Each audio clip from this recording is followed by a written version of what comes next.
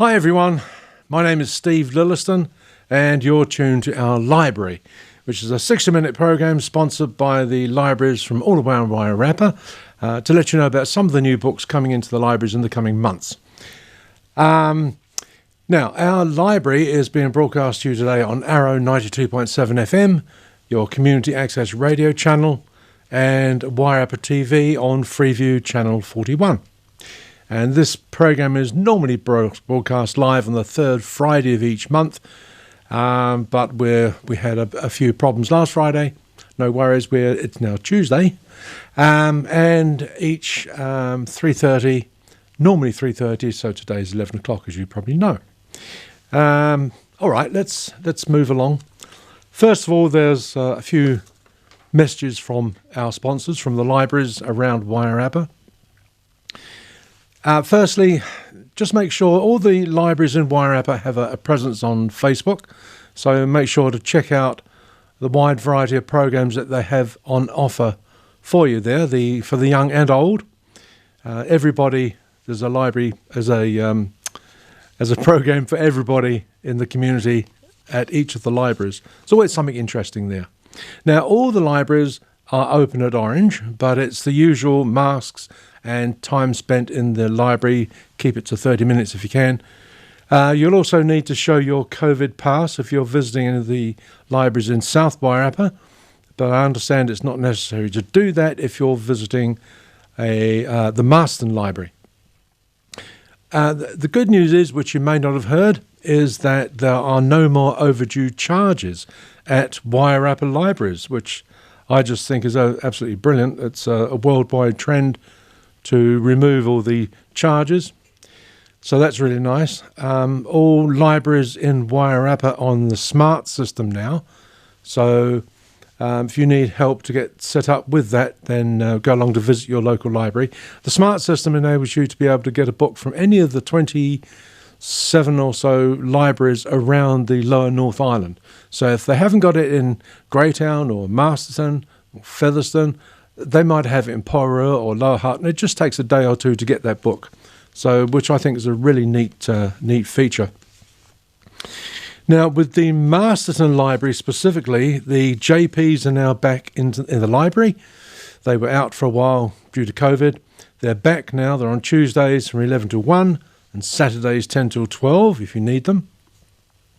And you can still sign up for the Adult Reading Challenge. That goes from October 4th to December 31st. There's just a few more days of that left. And there's great prizes to be won. Contact Masterton Library there for more details. Staying with the Masterton Library, their new Summer Reading Challenge is officially open. The theme for this year is Read Around the World. So they're very excited to be bringing you a new format for the Summer Reading Challenge. Challenges can be done from the couch, the beach, grandma's house, really anywhere you can read. So that's pretty good.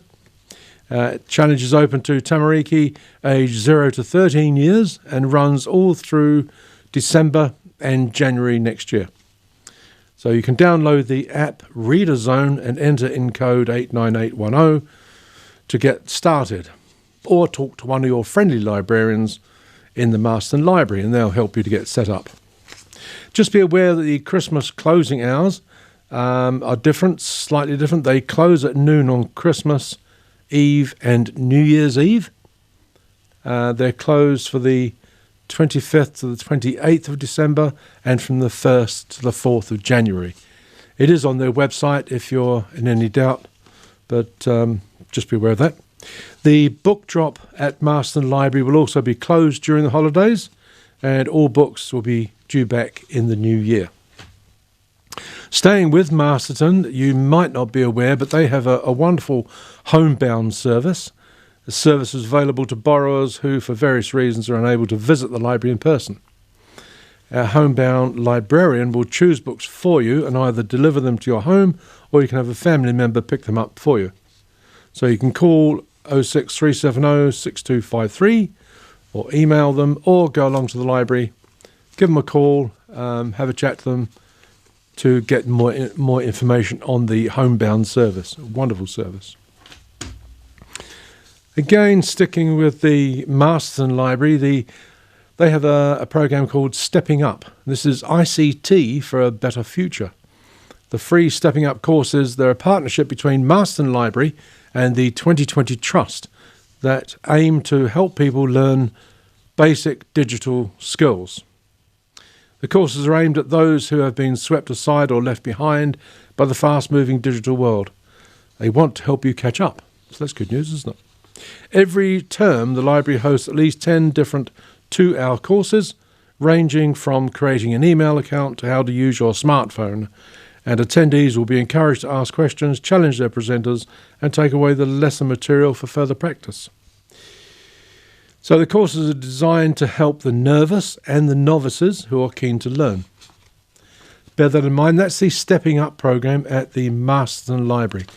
So give them a call, pop along, have a chat to them about that. All right, now this is for the Wairarapa Library Service only. That's the South Wairarapa Libraries, Carterton, Greytown, Featherston and Martinborough. First thing is the Evening Book Club. That welcomes readers from Greytown and across Wairarapa to a lively discussion of the chosen book. The next meeting is on Wednesday, 2nd of February from 7 to 8 p.m. Now, the Evening Book Club is slightly different in that it's a Zoom session. So you get to read the book during the month, the chosen book, and then you go online via Zoom. Dan Keane gives you the link once you become part of that little group, and you go along and log on Zoom and have a chat about the book. It's really good. I went to the first one, which was really, really good. A lot of fun. So if you're interested in that, contact your local South Wairarapa Library for more details on the Evening Book Club. At the Wairarapa Library Service, they invite kids to join Oceans of Possibilities. That's the Summer Reading Challenge for ages 2 to 15. Visit the website, the South Wairarapa Library website, ws.org.nz/Summer of Challenges to register. And come and pick up your free book and challenge sheet full of fun things to read and do at home. So you've got a few more days to get yourself organised for that. Look for exciting challenges on the Wairarapa Library Service Facebook page throughout the holiday and complete the challenges for a chance to win great prizes. That sounds really fun. The Wairarapa Library Service is also excited to announce their new Click and Collect service. So, much like the homebound service, if you can't enter the library for COVID concerns or whatever reason, you can drop by the website, and that's ws.org.nz, and sign up for the Click and Collect service. So there are two options. One is you choose what you want them to select, what you want them to pick for you, or you can just give them an idea of what books you like to read, and they will select a choice for you. That could be fun too. The South Wairarapa Library branches will close at 12 p.m. on Christmas Eve and reopen on their regular schedule on the 5th of January. So that's the word from our sponsors there. But finally, and this applies to all libraries, whichever library that you're connected to, don't be afraid to quiz your librarians on any questions you may have. They're very helpful. They're there to help you. So, and don't forget, it's a free service. The library, if you're not already a member of the library, your local library, it doesn't cost you a cent. So it's completely free. There are no overdue charges. It's a great service, great community service. So that's enough of that. Now I'd like to move on to some of the new books coming into the library in the coming months. And don't forget, this is just a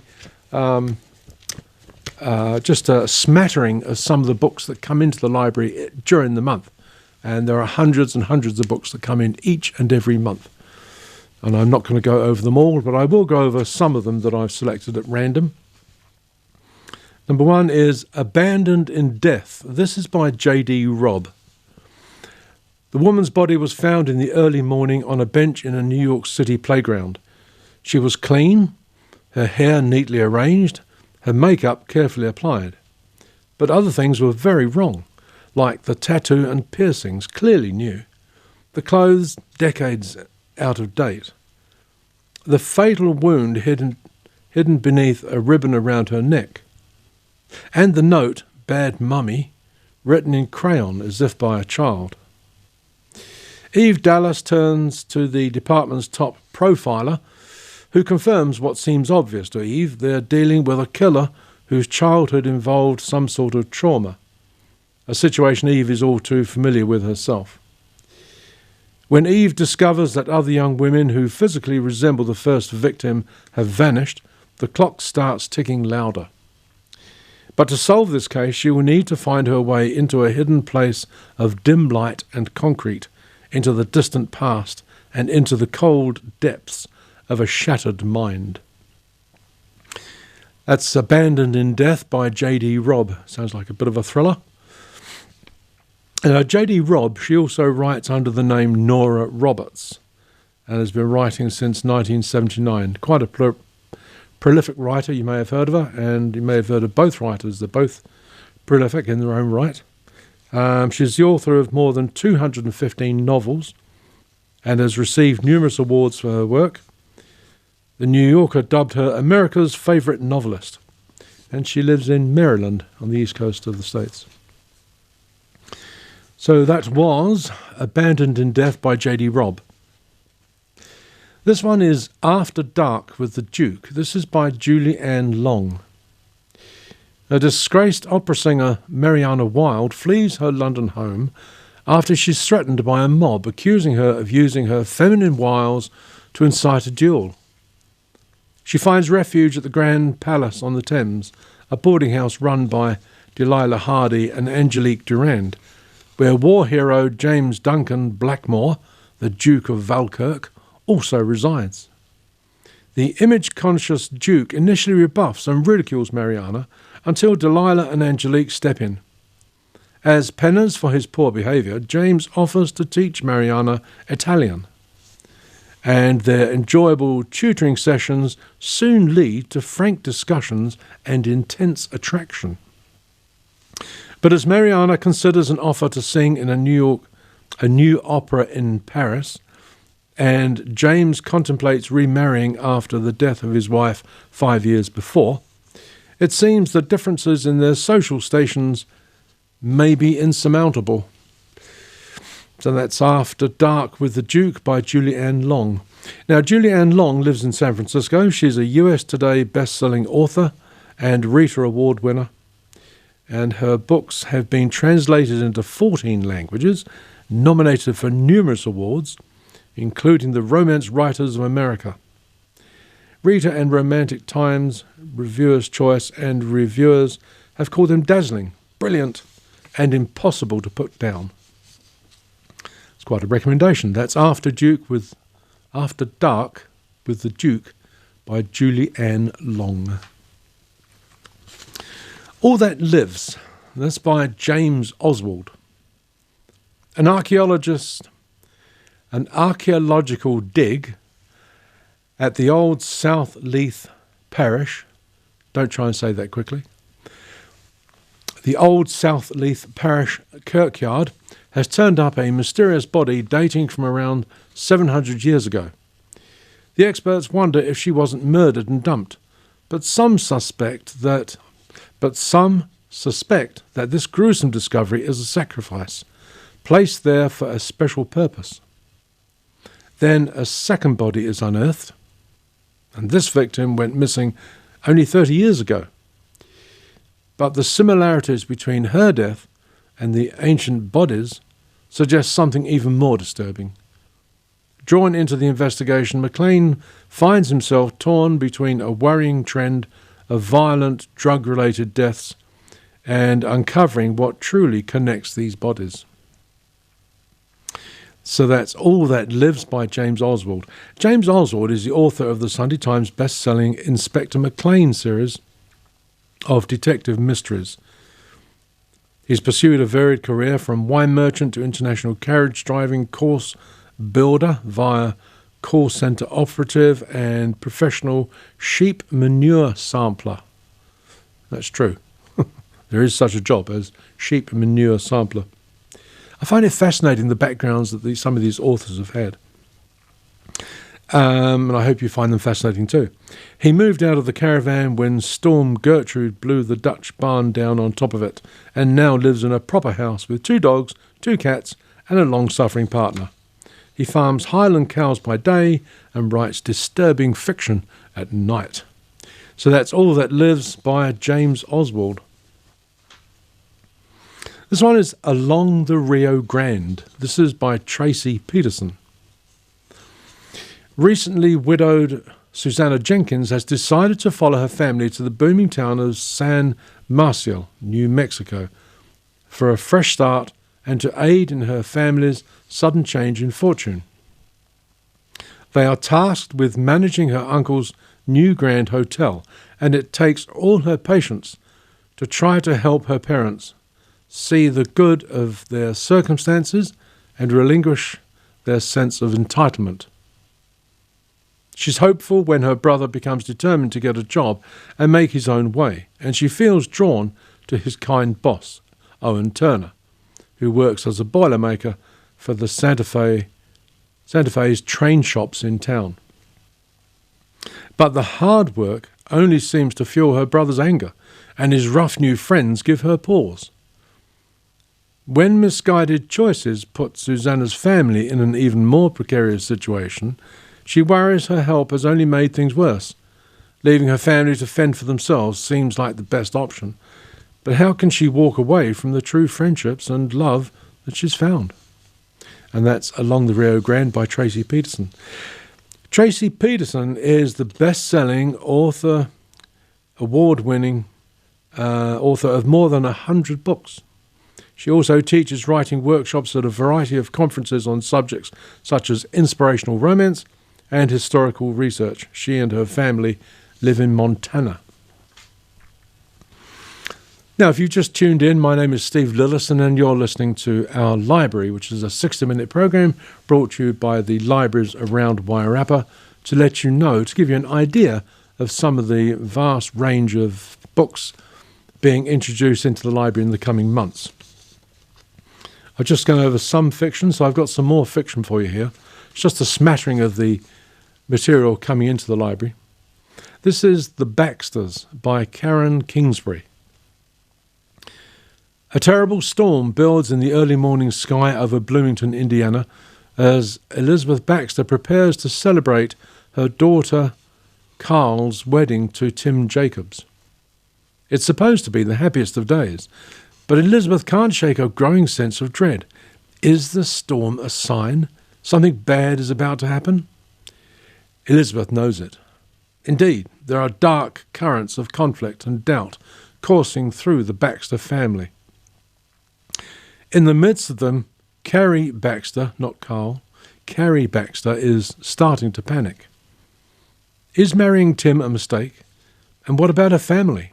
Her brother Luke is angry and resentful of their sister Ashley, who has recently returned from Paris. A single mum with a son she too often leaves with their parents. At the same time, Ashley and their sister Brooke have lost the faith that is the family's glue.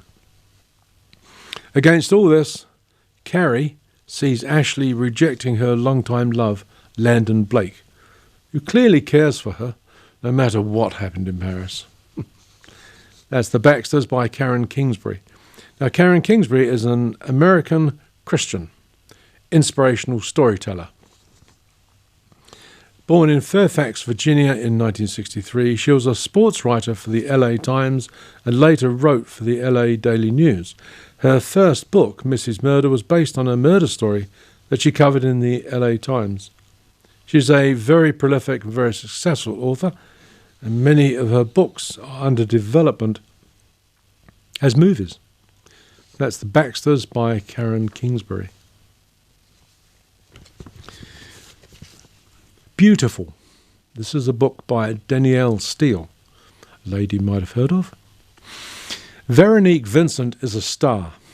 At age 22, She is one of the most sought-after models in fashion, gracing the covers of magazines and walking the runways of haute couture shows around the globe. Yet, despite being the consummate professional, Veronique wants little of the glamorous life that modelling affords her. The beloved daughter of a hard-working single mother, she has always preferred spending time at home or with her kind-hearted boyfriend to attending lavish parties. When a quick getaway presents a welcome break on the heels of Paris Fashion Week and before a Vogue cover shoot in Tokyo, Veronique is thrilled, eager to escape the mayhem of a busy schedule. Then, out of nowhere, a tragic explosion at Zaventem Airport in Brussels changes her life forever. The ruthless terrorist attack has the entire world on edge. Veronique finds herself hospitalised and alone, devastated to learn that the blast has killed both of the people she loved most. She is also forced to confront the harsh reality that she has been severely injured, her famous appearance forever altered. So Danielle Steele, as I say, you might have heard of her, she's quite famous, has written more than 195 books, 167 of them are novels and 18 are children's books. She also founded and runs 2 foundations. This is interesting. One named in honour of her late son, the Nick Trainer Foundation, which finances organisations involved in mental illness, child abuse and suicide prevention. That gives you an idea of what happened to her late son, doesn't it? The second foundation was established to assist the homeless. It might have been a combination of the two. In 2002, Steele was decorated by the French government as an officier of the Distinguished Order of Arts and Letters, and in 2014 she was decorated as a Chevalier Knight of the Order of the Légion d'Honneur in Paris. She lives in Paris and San Francisco, as you do, and is the mother of 9 children. Wow. Beautiful by Danielle Steele. Interesting lady, I've heard people, I've done it myself, write off Danielle Steele, but she's an interesting lady, and with those organisations that she runs, that's charities that she runs, that's amazing. The Cane, it's C-A-N-E, by Mary Rose Caskelly. Kuala, a North Queensland sugar town, the 1970s. Barbara McClymont walks the cane fields searching for Janet, her 16-year-old daughter, who's been missing for weeks. The police have no leads. The people of Kuala are divided by dread and distrust. But the sugar crush is underway, and the cane must be burned. Mary Rose Caskelly, the author of The Cane, is a freelance writer and editor. She has had essays and articles published in a range of magazines, journals and newspapers, included The Age, The Australian, Family Circle, Wellbeing, Melbourne Bride, Big University, and the University of Melbourne Voice. So, yes, she's been involved in a number of major magazines and newspapers, doing writing for them. And this is The Cane by Mary Rose Caskelly. Interesting book, I think. Child of Light. This is by Terry Brooks. A complete switcheroo here. Now, at 19, Oris Afton Grieg has led an unusual life. Since the age of 15, she has been trapped in a sinister prison. Why? She doesn't know. She has no memories of her past beyond the vaguest of impressions. All she knows is that she is about to age out of the children's prison, and rumours say that the adult version is far, far worse. So she and some friends stage a desperate escape into the surrounding wastelands, and it is here that Oris's journey of discovery begins, for she is rescued by an unusual stranger who claims to be a fae a member of a magical race that Ores had thought to be no more than legend. Odder still, he seems to think that she is one as well. So a little bit of fantasy there. That's Child of Light by Terry Brooks. Now Terence Dean Brooks, born 1944 in Illinois, is an American writer of fantasy fiction, that you may have heard of. He writes mainly epic fantasy and has also written 2 film novelizations.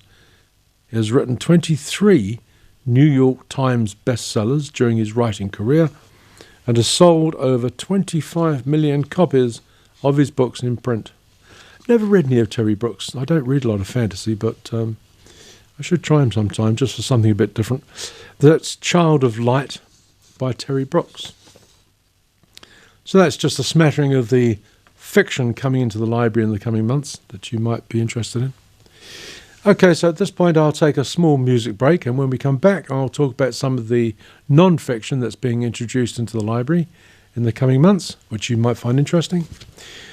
So right now we'll have a break. This is Alison Moyet with Falling from her album Essex.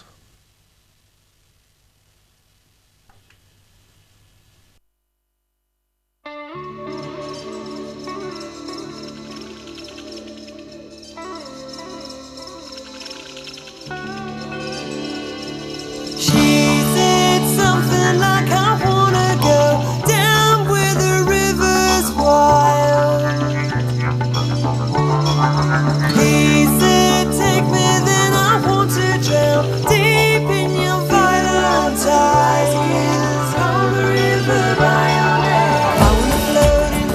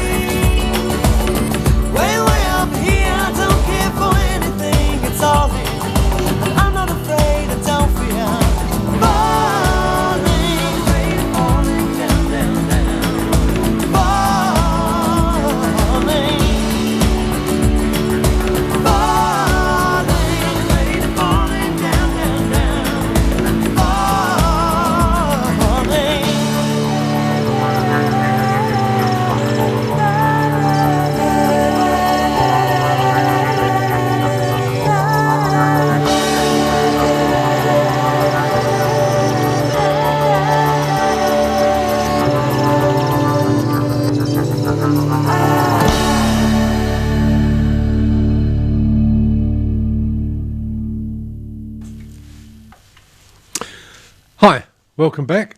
Or if you've just tuned in, my name is Steve Lillyston and you're listening to Our Library, which is a 60-minute program sponsored by the lovely people at the libraries all around Wairarapa to give you an idea of some of the new books coming into the library in the coming months, fiction and non-fiction.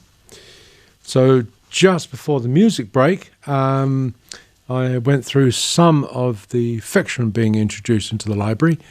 And again, just be aware that it's a very small number of selection of the fiction coming into the library in the coming months. There are hundreds of books that come into the library all around Wairarapa, in fact. So next up, I'd like to just go over some of the non-fiction. There's an incredible range, diverse range of topics in the non-fiction and the fiction as well. But I'm always amazed at the huge variety of books available in the library. First up this is Across the Pass. This is a collection of New Zealand tramping writing by Sean Barnett. Tramping is a journey into mountainous country, across passes, along ridges, beside rivers or through forests. It is a journey also, perhaps, to discovering more about the native plants and animals existing in these wild ecosystems, and a journey into friendship or self-discovery. New Zealand trampers have produced a rich body of literature about their activity, with writings spanning nearly 2 centuries, and ranging from poetry and songs, journals and newspaper pieces to magazine articles and books. These stories may hold drama or tragedy, but more often they're about companionship, enjoying nature and finding challenge in wild environments.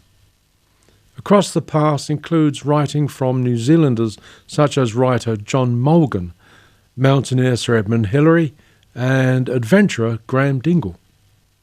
The pieces range from epic tales to stories of strolls, writing that pokes fun at companions or instead celebrates that strong bond often forged when facing challenges together.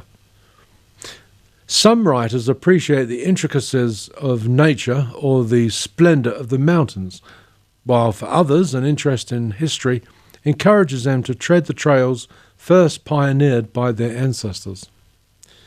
All say something about the many textures and colours of the experience we call tramping.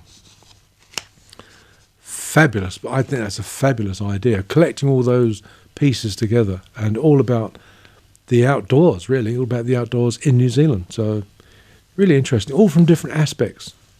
Intriguing. So Sean Barnett lives in Wellington, is an outdoors author, editor and photographer. He's co-authored several books including Tramping, A New Zealand History, Shelter from the Storm, The Story of New Zealand's Backcountry Huts, and A Bunk for the Night. Fascinating stuff. Next up is The Architects and the Artists. I thought this was really interesting as well. This is The Architects and the Artists, Hackshaw, McCann and Dibble. The Collaborative Projects, 1965 to 1979. This is by Bridget Hackshaw.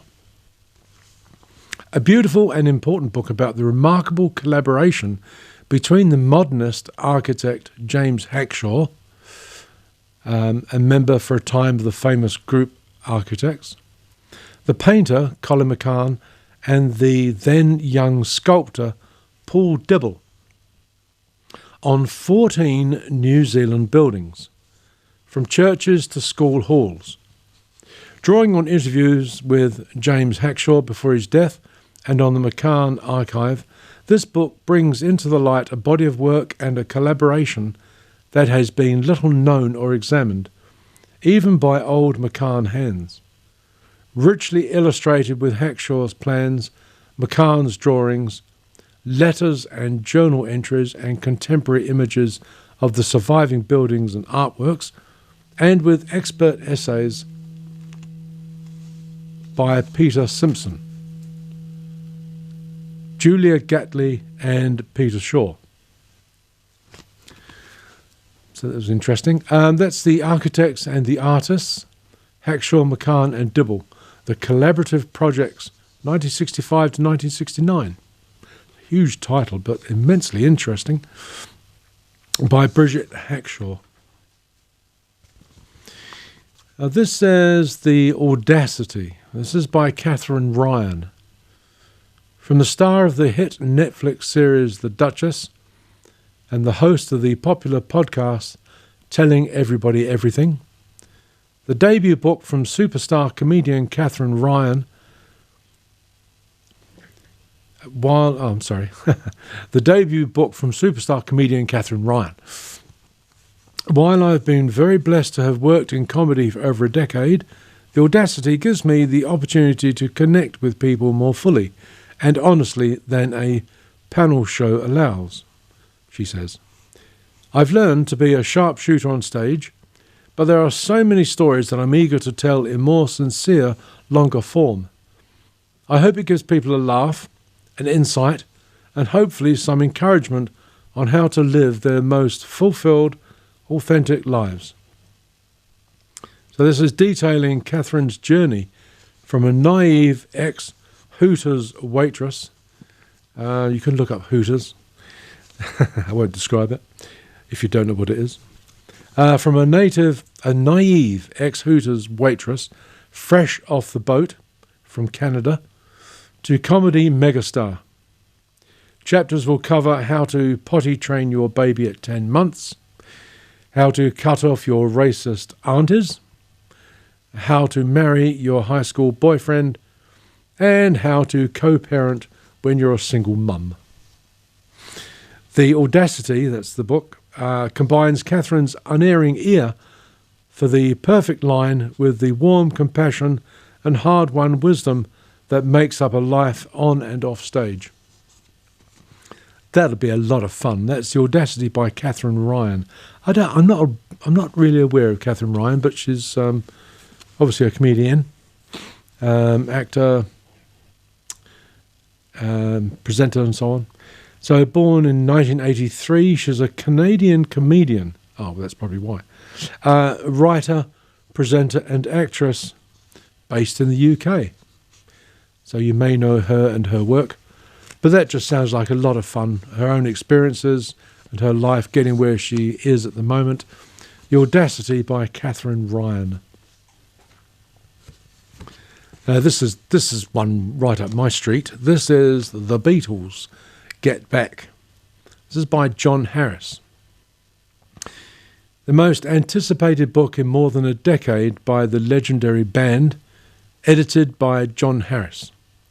The Beatles Get Back is the official account of the creation of their final album, Let It Be, told in the Beatles' own words. Illustrated with hundreds of previously unpublished images, including photos by Ethan A. Russell and Linda McCartney, and half a century after the 1970 Let It Be album and film. This milestone book coincides with the global release of Peter Jackson's documentary feature film, The Beatles Get Back, which you may have heard of. I think it's just recently been released. The Beatles Get Back by Peter Jackson, his movie. Also a Beatle nut, I understand. So there's still a few of us left. So that's The Beatles Get Back by John Harris. So that's just a sample of some of the wonderful non-fiction, the Tramping, the Beatles, the comedy by Catherine Ryan. I just thought that was amazing. Just the variety of non-fiction that's available at the library. So I hope that gives you an idea of what's available for you. Get in quick and rent one of those out. It's free. To get a book out of the library is free. Membership is free. There are no fines. Can't be better than that, really, can it?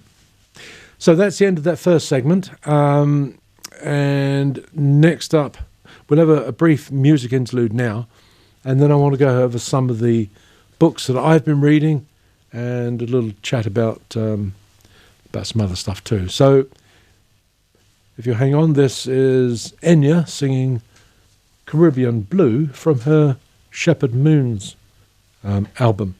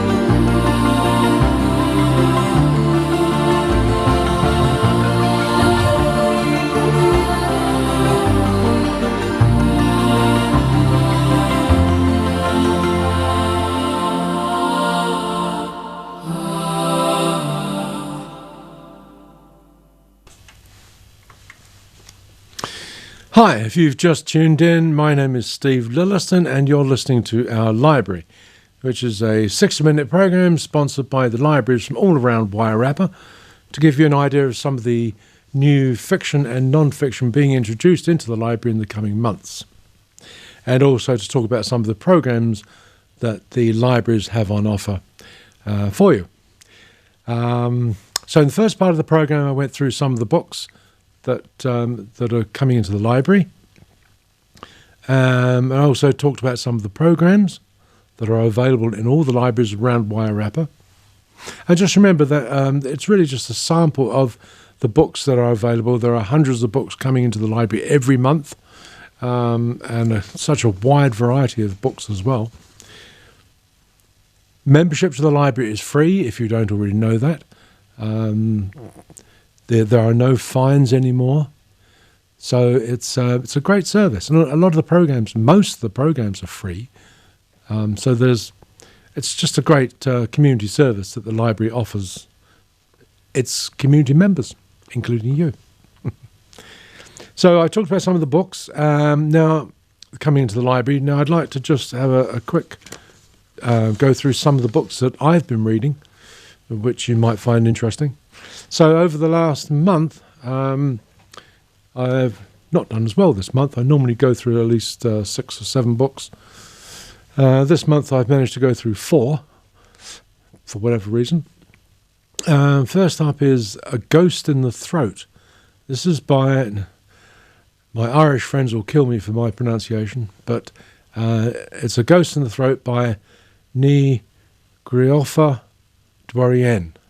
She's an Irish poet, and she's researching the life of an Irish poet. So it's quite interesting from that point of view. The writing is very, very different in that she's not really a storyteller. She's a poet. And the way in which she writes is to me, it's very different. And we read this book for the evening book club that I spoke about earlier. That's the book club organised by the Wairarapa Library Service, organised by Dan Keane. He's the champion at the libraries down south. And it's an online book club. It's done through Zoom. It's a lot of fun. If you're interested in that, contact the libraries, any of the South Wairarapa libraries, for more information on the evening book club. It's also on the website and on Facebook. So that was what I read that book for that discussion, and it was a fun discussion. We went online, and it was interesting to get people's perspective on that book. And we shared our different views and the way in which what we got out of it, what we didn't get out of it. It's just an interesting experience. The next book I read was A Rip in Heaven by Janine Cummins. Janine Cummins. Now, Janine Cummins wrote American Dirt, which I reviewed, or gave you, I reviewed a couple of months back. And since then, I've been reading a lot of Janine Cummins' work. She hasn't written a lot. She's not very old. But this is A Rip in Heaven, and it's actually autobiographical. It's but with poetic license. It's a tale of a tragic period in her life. Really, really tragic, pretty heavy, but fascinating as well. When she was about 15 years old, and so she's used a bit of poetic license. She's changed some of the names. She's left some people out. She's added some people in. But essentially, it's a story of a particularly torrid part of her life growing up. And it's a fascinating book to read. As are all of Janine Cummins' works. I've read a lot of her works. And I'm really enjoying her writing. So that's A Rip in Heaven. Next up, a completely different book. I have a wide variety of tastes in books. So this was Suli. This is by John Grisham, favourite author of mine. I've read a lot of John Grisham's works. And Suli is all about a South Sudan youth brought to the US to play basketball. At the same time, his family is almost destroyed in the civil war that was raging in South Sudan at that time. And it's not an uncommon story. A lot of the basketball players, they send the scouts around the world to find basketball players from different cultures, different countries. And this one in particular, this guy is from South Sudan. So it covers the aspect of basketball and really goes into basketball in heavy depth, great depth, and too much depth for me. I skimmed across a lot of that. I don't understand a thing about basketball.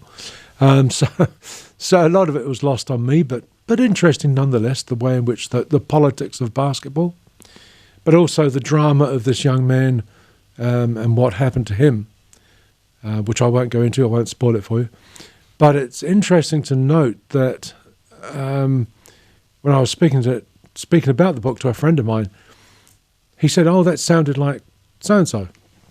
And he mentioned a name, and it was, in fact, not based on, but it was influenced by a true story of a young man who went through the draft. They call it the draft when they select good players to go into the NBA, the American National Basketball Association League, and the tragedy that happened with this young man. So it was inspired by a true story. So interesting, nonetheless. Suli by John Grisham. And the book that I recently finished reading was The Little Shop of Found Things. So this is a little bit of a ghost story. This is by Paula Braxton. And that was just a sweet story, a very lovely story. A couple, it's a mother and daughter, an elder daughter, and they buy a shop in a little country village. And it's sort of a shop of antiques and knickknacks and so on. But she ends up, there's a ghost that haunts this place, and this ghost causes her, the daughter, to go back in time and rescue the ghost's daughter, or try and rescue her. So again, I won't spoil it for you as to what happens, but it's that time travel, ghosts. So a lot of fantasy, but a lot of fun too. I enjoyed it. I like her writing. It's very simple writing. It's nothing too complicated. But a nice little story, and she tells it very well.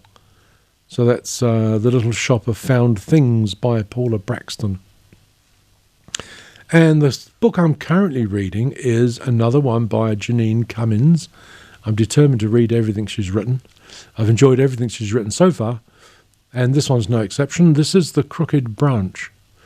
And this is a lovely story about the Irish famine, the potato famine of the 1840s, and what happens to all the people and their migrations to, well, a lot of them migrated to New York, but they migrated all around the world, but mainly to New York, I understand. A lot of, and Boston and that sort of area on the east coast of the US. So this story flits from 1848, 1847-48 to the current day.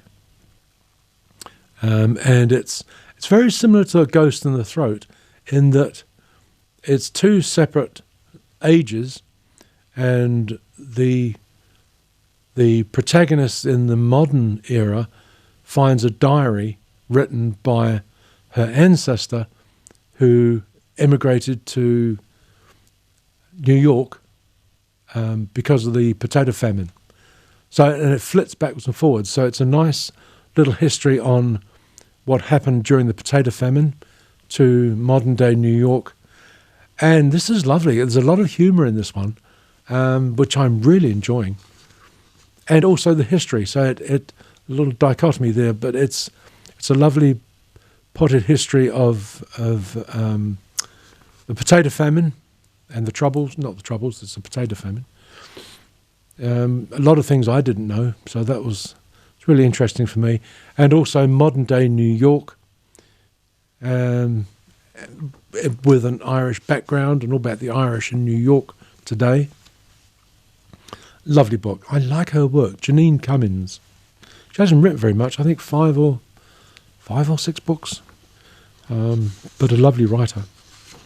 So that's where I am at the moment, and I've got a pile of books, like 5 books to go through for the Christmas and for the holiday season. So I hope you've got yours, because the libraries do close on Christmas Eve. So that's on Friday, isn't it? This Friday coming. So we're Tuesday at the moment. Get in quick, get your summer reading organised. Get into the library quick. So I hope you've enjoyed that. I hope you enjoyed the last show of the year. That's about all from me. I'm Steve Lillyston. This was Our Library. It's a 60-minute program sponsored by the libraries from around Wairarapa, all around Wairarapa, to give you an idea of some of the books coming into the library in the coming months and some of the services and programs that were on offer at those libraries. Thank you for tuning in. I hope you enjoyed the show. Please tune in again next month. Our next broadcast will be on Friday, January 21st at 3:30 p.m. on Arrow 92.7 FM, your community access radio channel, and Wairarapa TV on Freeview channel 41. So until then, have a great Christmas. Enjoy your reading. Get your books in now. And I'll hopefully catch you next month. Bye-bye.